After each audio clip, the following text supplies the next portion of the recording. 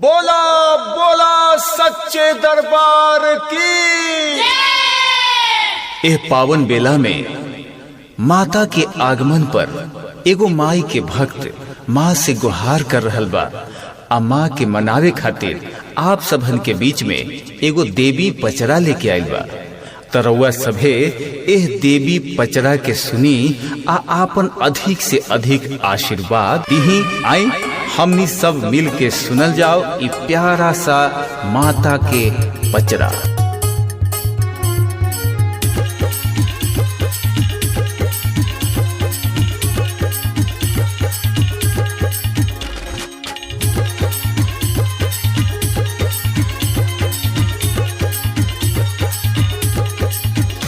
अखिया से निरखी सुरखिया बड़ा मन भावन हो। हे मैया लगे मन भावन हो। हे मैया मोर जगा माता करे चारू ओरिया भगत के भीड़ लागल बाटे हो। हे मैया मोरी जगा मगा करे चारों ओरिया भगत की भीड़